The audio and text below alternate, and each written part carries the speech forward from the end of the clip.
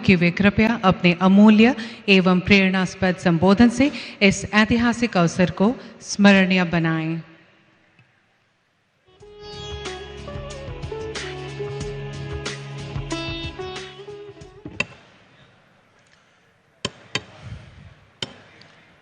नमस्कार।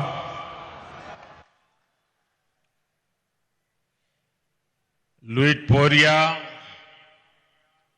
राई जोलोई, मूर श्रद्धा,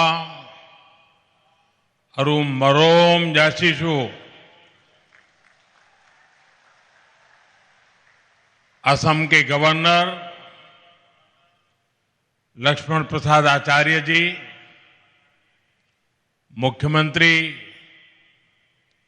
हेमंता बिश्वा शर्मा जी, केंद्र में मेरे सहयोगी हमारे पूर्व मुख्यमंत्री सर्बानंद सोनोवाल जी, राम मोहन नायडू जी, मुरलीधर मोहोल जी, पवित्रा मार्गरेटे जी, असम सरकार के मंत्रीगण, अन्य महानुभाव, भाई और बहनों,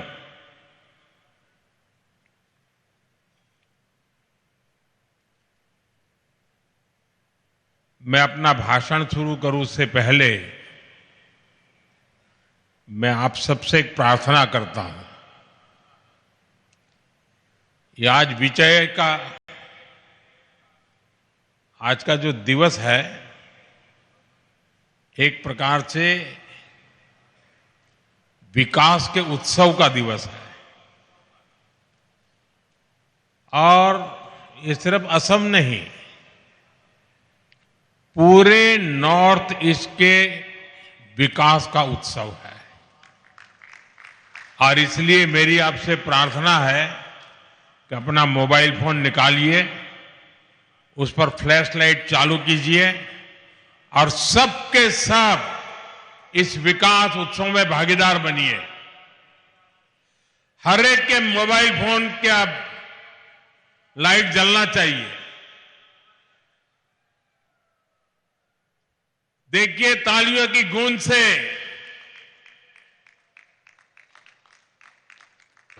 पूरा देश देखेगा कि असम विकास का उत्सव मना रहा है।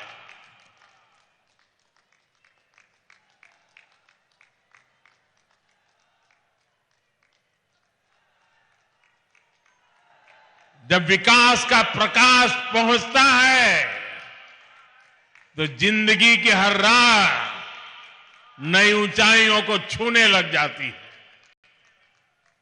बहुत बहुत धन्यवाद सबका।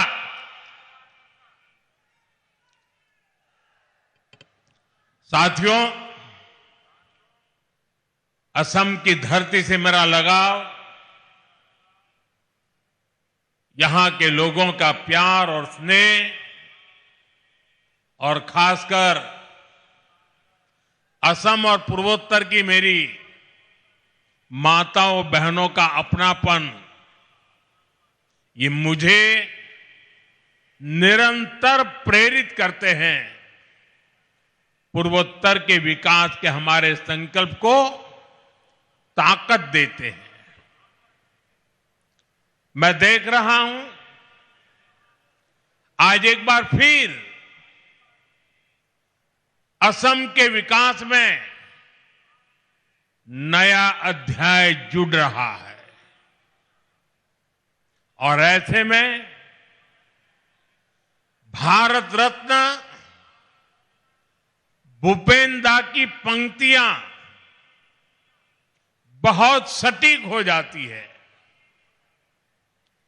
लुइदोर पार जिलिकाई टूली बोलोई आमी प्रतिज्ञाबद्ध आमी संकल्पबद्ध, यानी लुइत नदी का तट उज्जवल होगा, अंधकार की हर दीवार टूटेगी,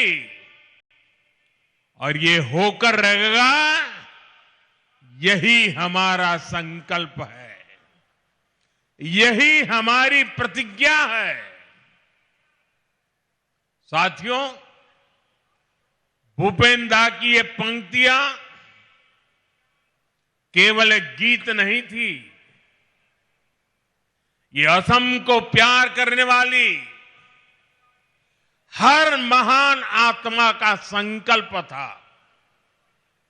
और आज ये संकल्प हमारे सामने सिद्ध हो रहा है।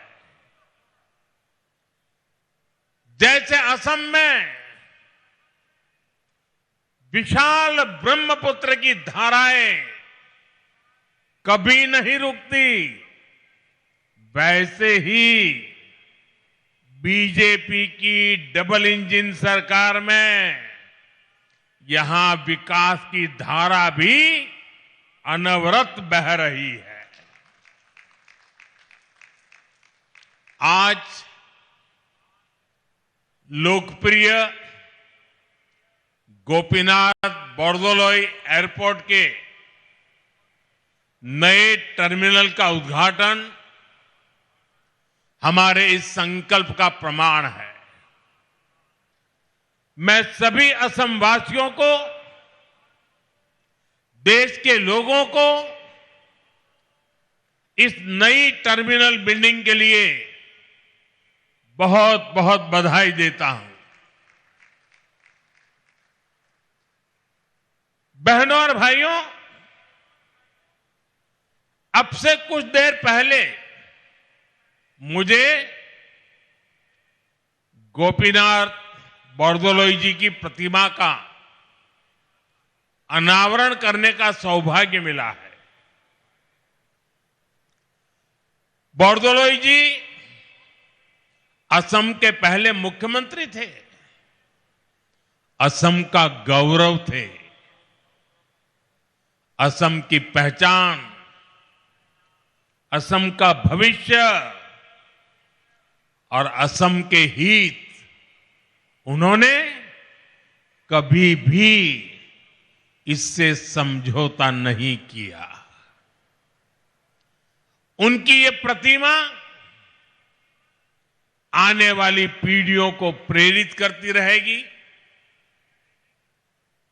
उनमें असम को लेकर गौरव की भावना जगाएगी। साथियों,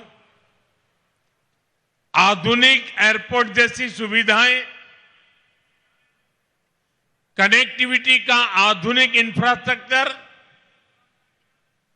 ये किसी भी राज्य के लिए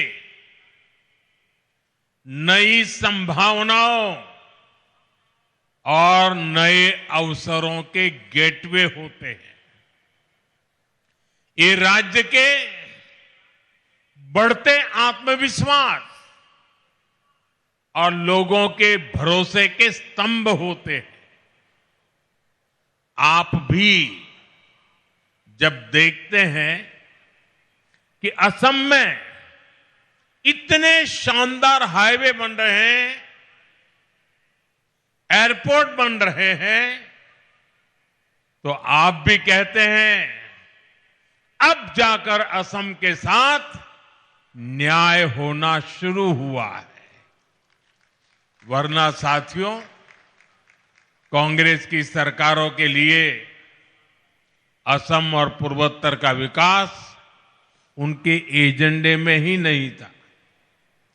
कांग्रेस की सरकारें और उनमें बैठे लोग कहते थे, असम और पूर्वोत्तर में जाता ही कौन है। कांग्रेस कहती थी असम को, पूर्वोत्तर को आधुनिक एयरपोर्ट की, हाईवेज और बेहतर रेलवेज की जरूरत क्या है। इसी सोच की वजह से कांग्रेस ने दशकों तक इस पूरे क्षेत्र की उपेक्षा की। साथियों, कांग्रेस 6-7 दशक तक जो गलतियां करती रही और मोदी एक एक करके उसको सुधार रहा है।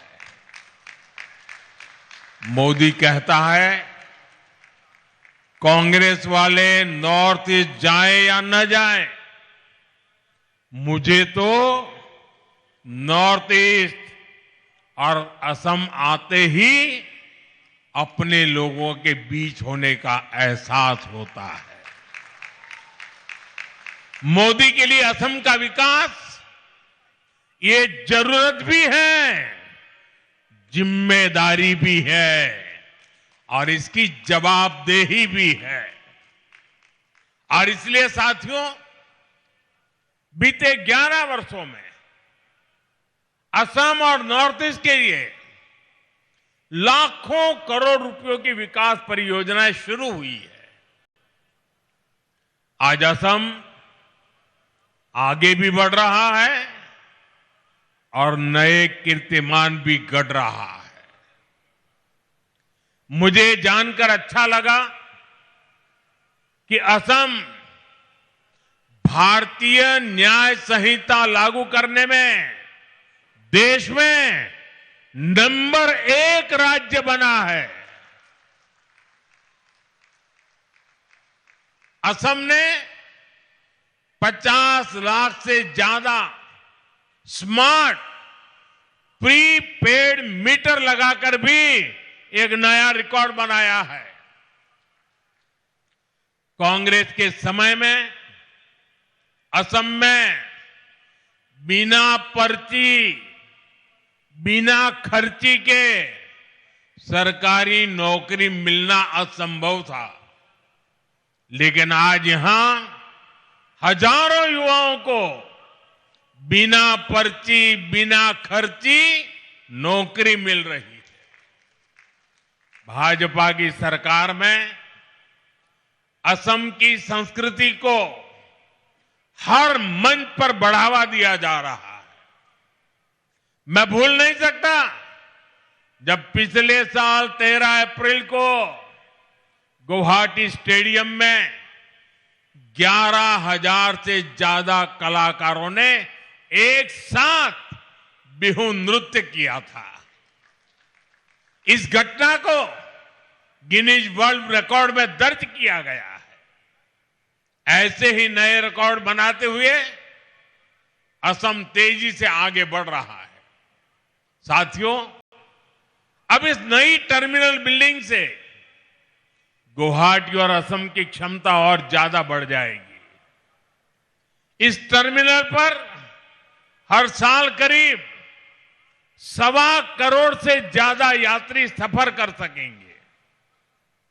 यानी बड़ी संख्या में पर्यटक भी असम आ सकेंगे। श्रद्धालुओं के लिए मां कामाख्या के दर्शन की सुविधा भी आसान हो जाएगी।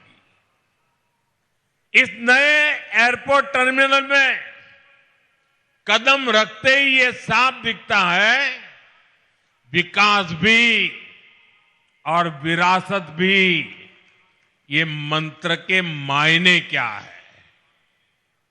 इस एयरपोर्ट को असम की प्रकृति और संस्कृति को ध्यान में रखकर गढ़ा गया है। टर्मिनल के अंदर हरियाली है, इंडोर फॉरेस्ट जैसी व्यवस्था है, चारों तरफ प्रकृति से जुड़ा डिजाइन है। यहां आने वाला हर यात्री सुकून महसूस करे। इसकी बनावट में बांस का खास इस्तेमाल किया गया है। बांस असम के जीवन का अभिन्न हिस्सा है। वो यहां मजबूती भी दिखाता है और खूबसूरती भी। और दिल्ली में बैठे हुए भूतकाल की सरकारों को ये बंबू क्या है इसकी पहचान भी नहीं थी। आप हैरान होंगे, 2014 में आपने मुझे काम दिया, उसके पहले हमारे देश में एक कानून था। ये कानून ऐसा था कि आप बंबू को काट नहीं सकते, अब कोई मुझे समझाए भाई, क्यों? क्योंकि उन्होंने कह दिया बंबू एक ट्री है, वृक्ष है, और जब एक बार वृक्ष कह दिया तो फिर सारे दरवाजे बंद हो गए। जबकि बांबू दुनिया मानती है कि ये एक पौधा है, और हमने कानून हटाया और ग्रास की कैटेगरी में जो सचमुच में बंबू की पहचान है उसमें लाया, और तब जाकर के आज ये बांबू से इतनी बड़ी भव्य इमारत निर्माण हुई है। और आज अगर आप सोशल मीडिया देखोगे तो दुनिया भर में भारत के एयरपोर्ट की रचनाओं की चर्चा हो रही है। साथियों, इंफ्रास्ट्रक्चर के इस विकास का बहुत बड़ा संदेश भारत की विकास यात्रा की पहचान बन रहा है। इससे उद्योगों को बढ़ावा मिलता है, निवेशकों को कनेक्टिविटी का भरोसा मिलता है, लोकल प्रोडक्ट्स को दुनिया भर में पहुंचाने का रास्ता खुलता है, और सबसे बड़ा भरोसा उस युवा को मिलता है जिसके लिए नए अवसर पैदा होते हैं। और इसलिए आज हम असम को असीम संभावनाओं की इस उड़ान पर आगे बढ़ते देख रहे हैं। साथियों, आज भारत को देखने का दुनिया का नजरिया बदला है और भारत की भूमिका भी बदली है। भारत अब दुनिया की तीसरी सबसे बड़ी अर्थव्यवस्था बनने जा रहा है। 11 साल के भीतर भीतर ये कैसे हुआ? साथियों, इसमें बहुत बड़ी भूमिका आधुनिक इंफ्रास्ट्रक्चर के विकास की है। भारत 2047 की तैयारी कर रहा है। विकसित भारत के संकल्प को सिद्ध करने के लिए हम इंफ्रास्ट्रक्चर पर फोकस कर रहे हैं। और सबसे अहम बात यह है कि विकास के इस महान अभियान में देश के हर राज्य के हर क्षेत्र की भागीदारी है। हम पिछड़ों को प्राथमिकता दे रहे हैं। देश का हर राज्य एक साथ प्रगति करे और विकसित भारत के मिशन में अपना योगदान दे। हमारी सरकार इस दिशा में काम कर रही है और मुझे खुशी है कि आज असम और पूर्वोत्तर हमारे इस मिशन का नेतृत्व कर रहे हैं। हमने एक्ट ईस्ट पॉलिसी के जरिए पूर्वोत्तर को प्राथमिकता दी और आज हम असम को भारत के ईस्टर्न गेटवे के रूप में उभरता देख रहे हैं। असम भारत को आसियान देशों से जोड़ने के लिए ब्रिज की भूमिका निभा रहा है। ये शुरुआत अभी बहुत आगे तक जाएगी और असम कई क्षेत्रों में विकसित भारत का इंजन बनेगा। साथियों, आज असम और पूरा नॉर्थ ईस्ट भारत के विकास का नया प्रवेश द्वार बन रहा है। मल्टी मॉडल कनेक्टिविटी के संकल्प ने इस क्षेत्र की दिशा और इसकी दशा दोनों बदली है। असम में नए पुल बनाने की रफ्तार, नए मोबाइल टावर लगाने की स्पीड, विकास के हर काम की गति सपनों को हकीकत में बदल रही है। ब्रह्मपुत्र पर बने पुलों ने असम की कनेक्टिविटी को नई मजबूती और नया आत्मविश्वास दिया है। आजादी के बाद के 6-7 दशक में यहां केवल 3 बड़े पुल बन पाए थे, लेकिन पिछले 1 दशक में 4 नए मेगा ब्रिज पूरे किए गए हैं। इनके अलावा कई ऐतिहासिक परियोजनाएं आकार ले रही है। बोगीबील, और ढोला सदिया जैसे सबसे लंबे पुलों ने असम को रणनीतिक रूप से और अधिक सशक्त बना दिया है। रेलवे कनेक्टिविटी में भी एक क्रांतिकारी बदलाव आया है। बोगीबिल ब्रिज के शुरू होने से अपर असम और देश के बाकी हिस्सों के बीच की दूरी सिमट गई है। गुवाहाटी से न्यू जलपाईगुड़ी तक चलने वाली वंदे भारत एक्सप्रेस ने यात्रा के समय को कम कर दिया है। देश में वाटरवेज के विकास का फायदा भी असम को मिल रहा है। कार्गो ट्रैफिक में 140% की बढ़ोतरी हुई है। इस बात का प्रमाण है कि ब्रह्मपुत्र केवल नदी नहीं बल्कि आर्थिक शक्ति का प्रवाह है। पान्नू में पहली शिप रिपेयर सुविधा विकसित हो रही है। वाराणसी से डिब्रूगढ़ तक चलने वाली गंगा विकास क्रूज को लेकर उत्साह है। इसे north east global cruise tourism के मानचित्र पर स्थापित हो गया है। साथियों, कांग्रेस की सरकारों ने असम और पूर्वोत्तर को विकास से दूर रखने का जो पाप किया था, उसका बहुत बड़ा खामियाजा देश की सुरक्षा, एकता और अखंडता को उठाना पड़ा। कांग्रेस की सरकारों में हिंसा का दौर दशकों तक फलता फूलता रहा।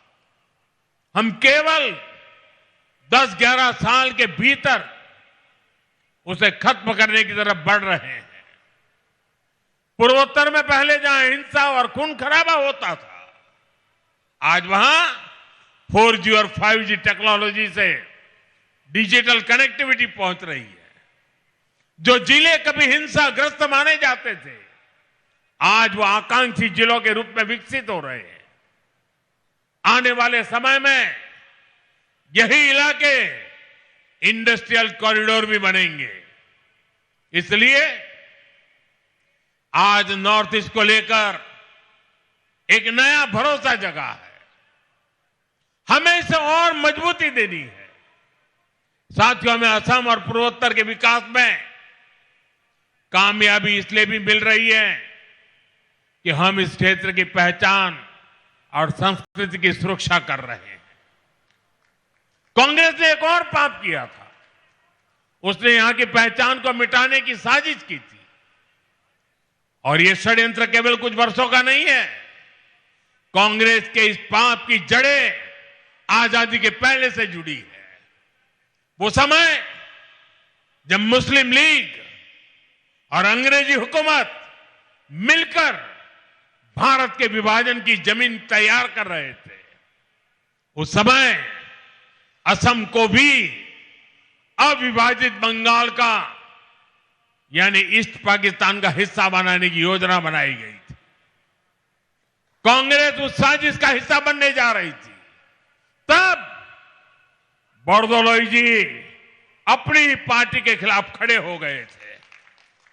उन्होंने असम की पहचान को खत्म करने के इस षड्यंत्र का विरोध किया और असम को देश से अलग होने से बचा लिया। भाजपा पार्टी हमेशा पार्टी लाइन से ऊपर उठकर हर देशभक्त का सम्मान करती है। अटल जी के नेतृत्व में जब भारतीय जनता पार्टी की सरकार आई, तब उन्हें भारत रत्न दिया गया। भाइयों बहनों, बोरदोलोई जी ने आजादी के पहले तो आसाम को बचा लिया था, लेकिन उनके बाद कांग्रेस ने फिर से असम विरोधी और देश विरोधी काम शुरू कर दिए। कांग्रेस ने अपना वोट बैंक बढ़ाने के लिए मजहबी तुष्टीकरण के षड्यंत्र रचे। बंगाल और असम में अपने वोट बैंक वाले घुसपैठियों को खुली छूट दी गई है।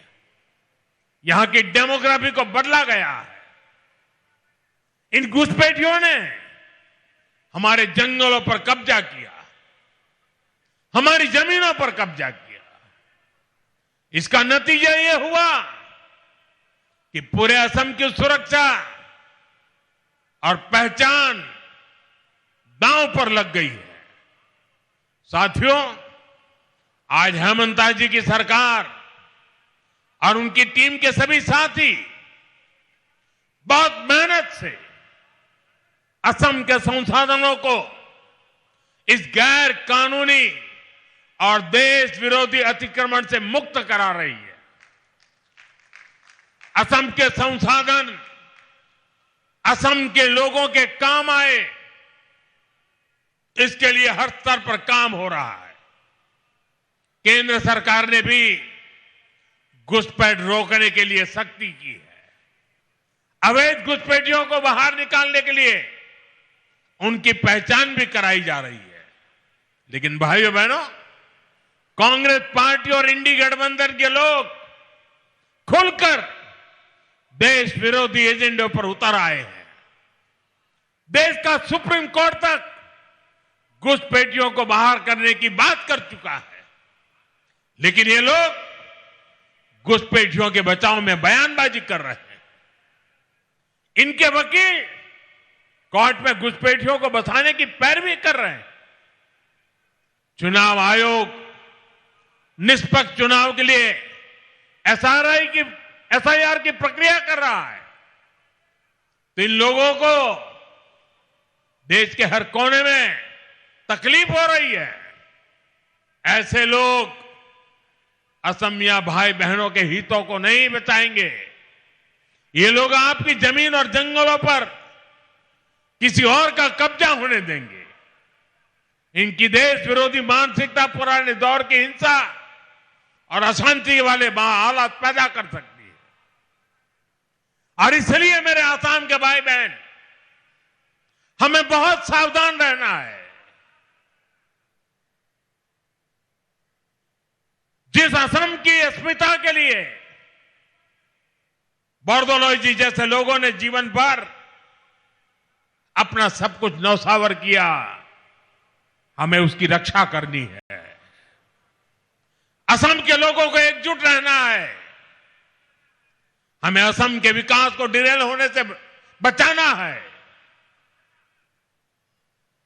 कांग्रेस के षड्यंत्रों को पल पल कदम कदम पर विफल करते रहना है।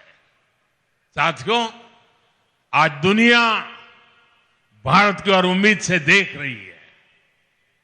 भारत के भविष्य का नया सूर्योदय पूर्वोत्तर से ही होना है।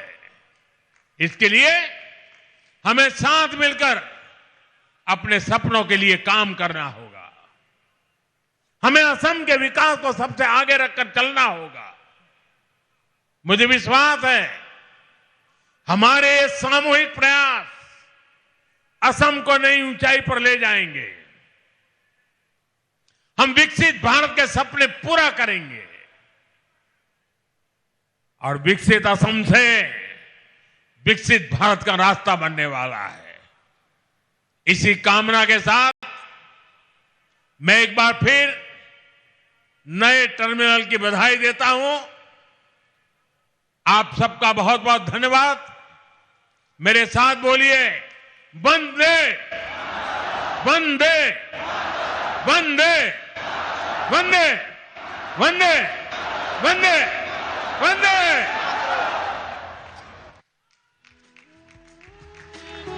महोदय, आपके सारगर्भित और मार्गदर्शक उद्बोधन के लिए हम हार्दिक कृतज्ञता व्यक्त करते हैं।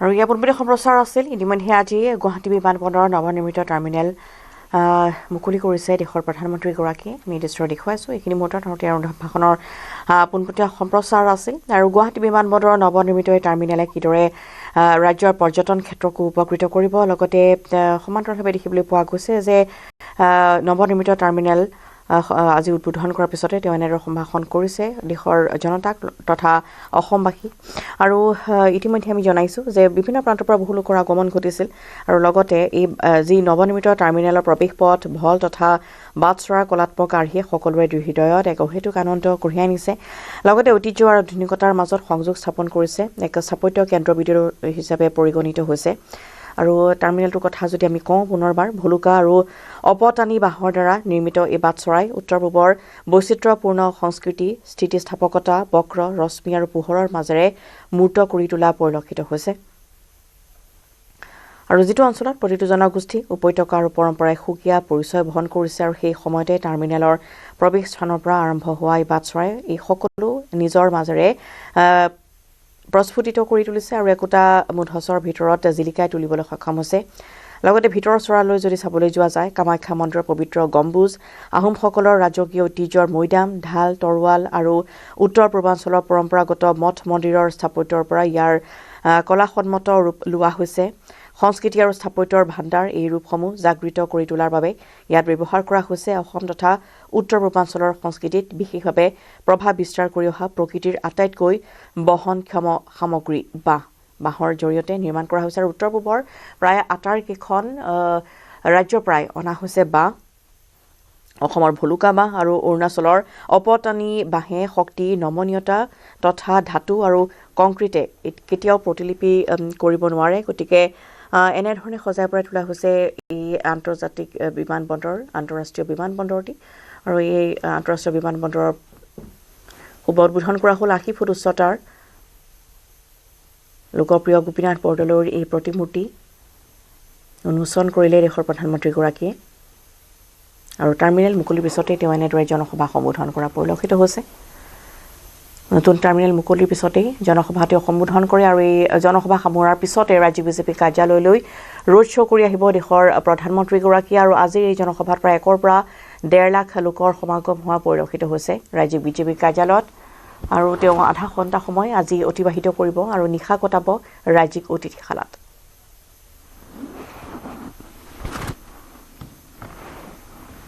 আৰু ইয়াৰ পূৰ্বতে সম্প্ৰচাৰ অব্যাহত ৰাখিম তাৰ বাবে লৈছোঁ এটি চমু বিৰতি